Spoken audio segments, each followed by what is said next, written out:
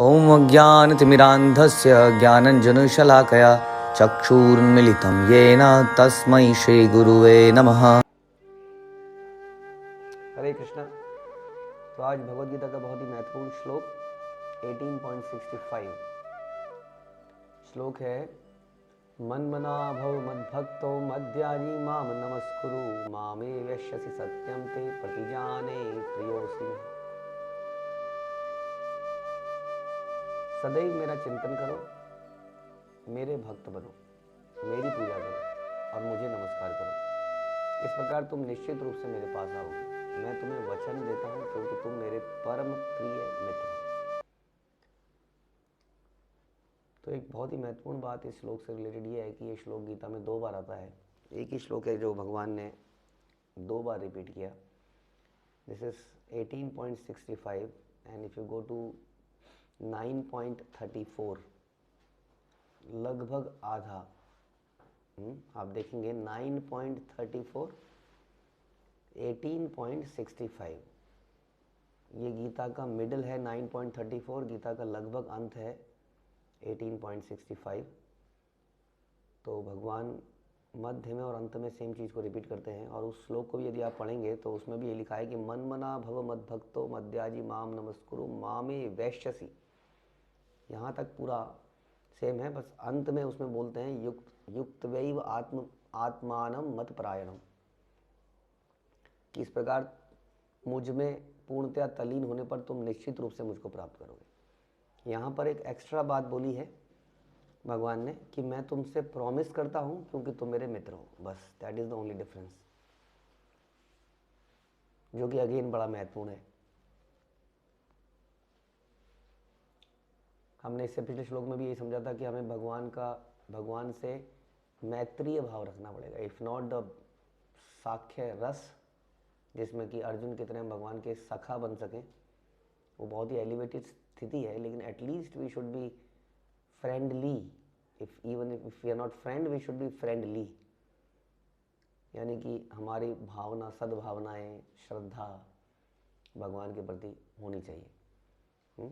श्रद्धा वाले के लिए जो भगवान गीता में बोलते हैं, ये यथा माम प्रपद्यन्ते ताम तथैव भजामि हम। जो मुझे जितनी शरणागति करता है मैं उतनी ही मात्रा में ऑब्वियसली उसके साथ रेसिप्रोकेट करता हूँ। जो मुझसे संसारिक वस्तुएं मांगता है मैं उसको संसारिक वस्तु देता हूँ। जो मुझसे प्रेम मांगता है उसको प्रेम देता हूँ। प्रेम भी कितनी लेवल में, हम लोग कितना तपस्या करते हैं उसी मात्रा में भगवान हमें प्रेम देते हैं।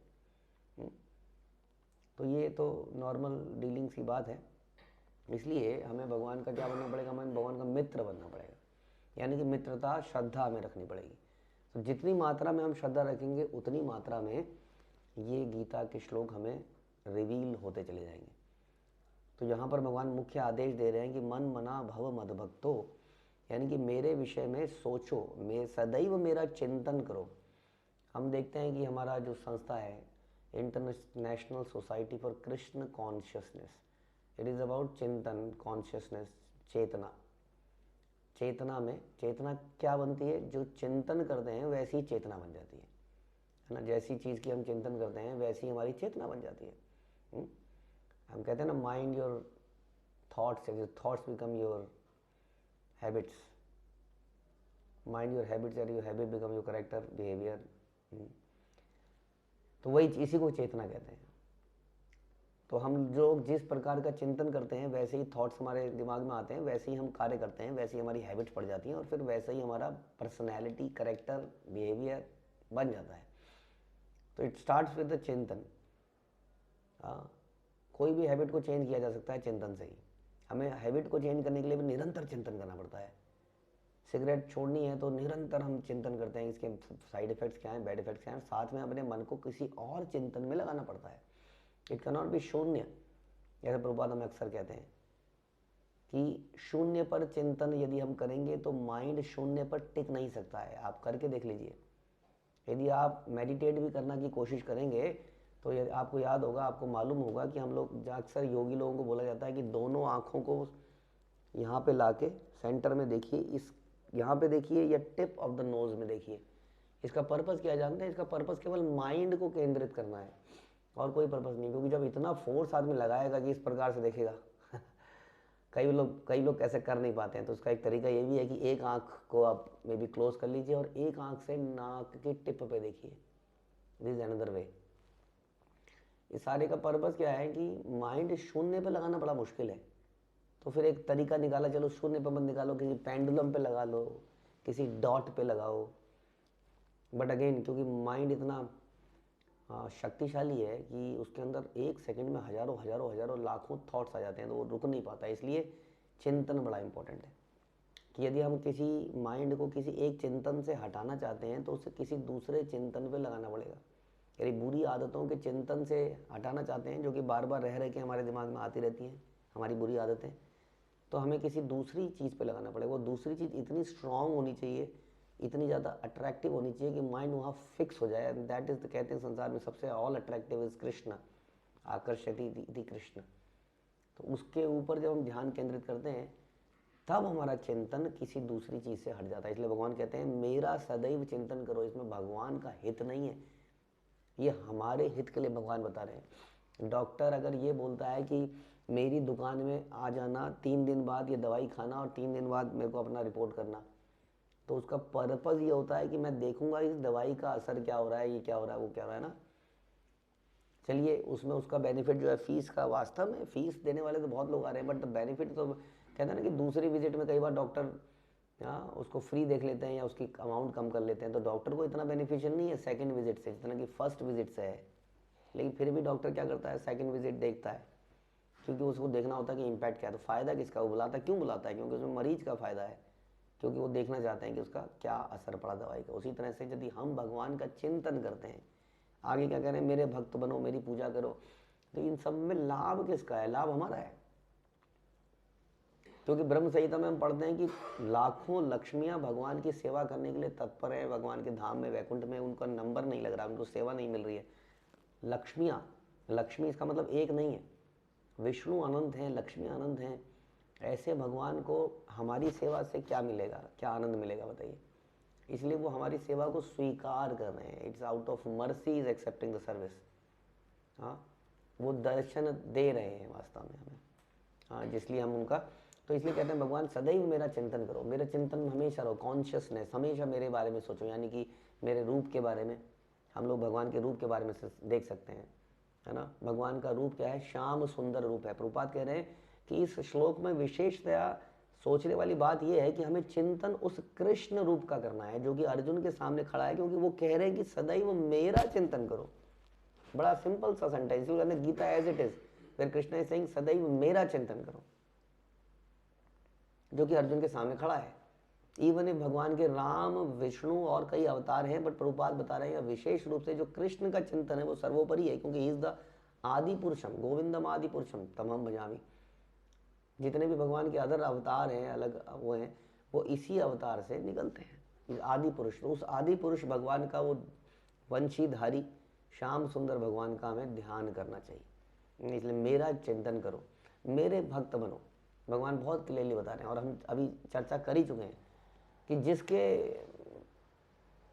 वैकुंठ में, गोलोक में हजारों गोपियां, हजारों लाखों करोड़ों गोपियां, लक्ष्मियां जिनकी सेवा के लिए तत्पर हैं, और हम लोग वेयर वी आर, तो उनको क्या इसमें लाभ मिलेगा कि मेरा चिंतन करो, मेरे भक्त बनो, मेरी पूजा करो, मुझे नमस्कार करो।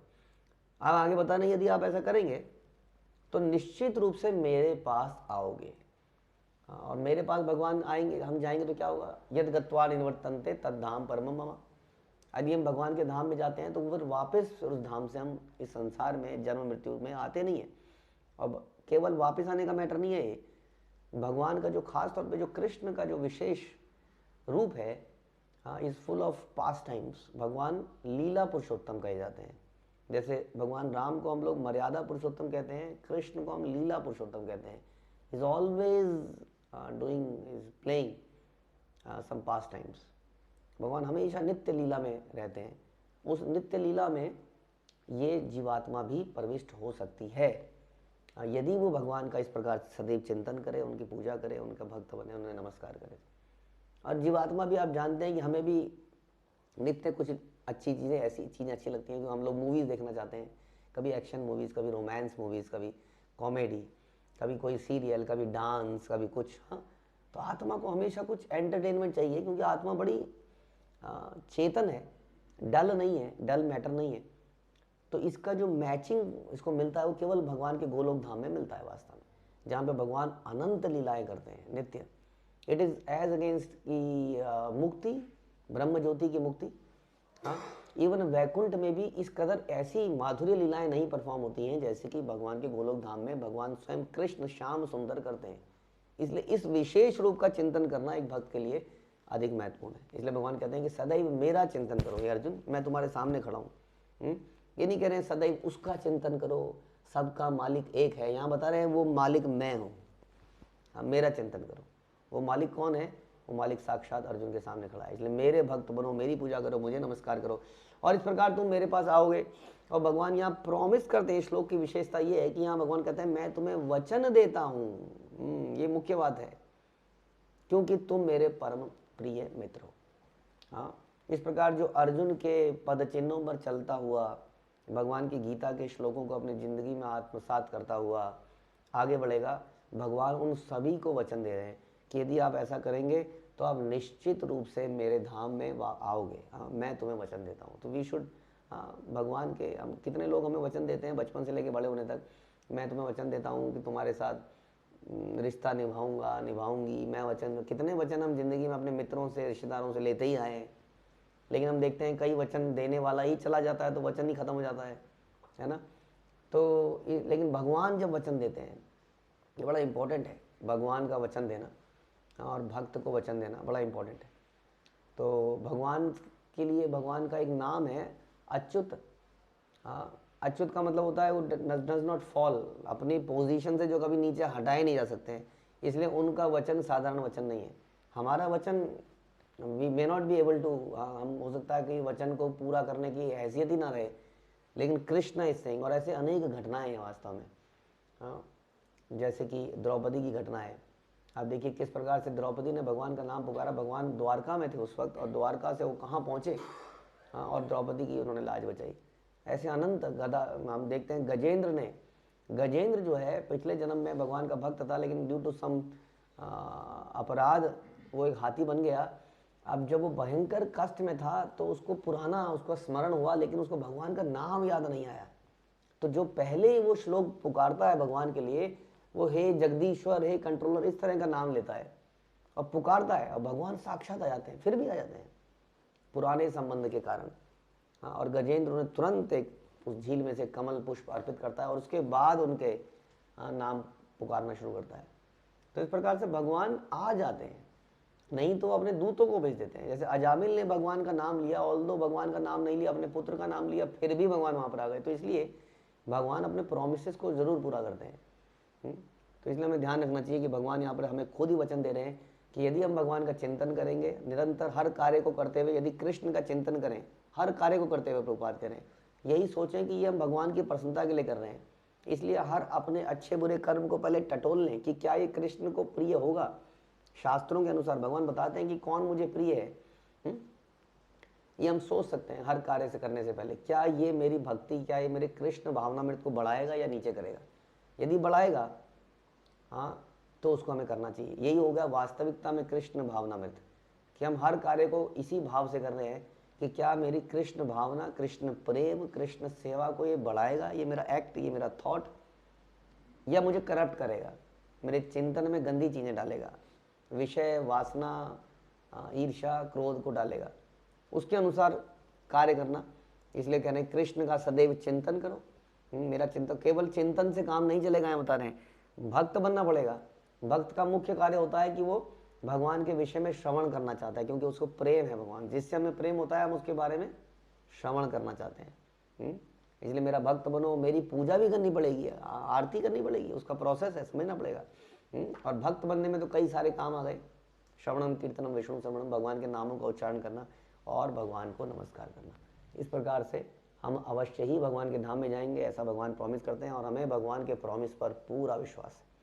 हरे कृष्णा। श्रील प्रभुपाद की जय, भगवद गीता की जय।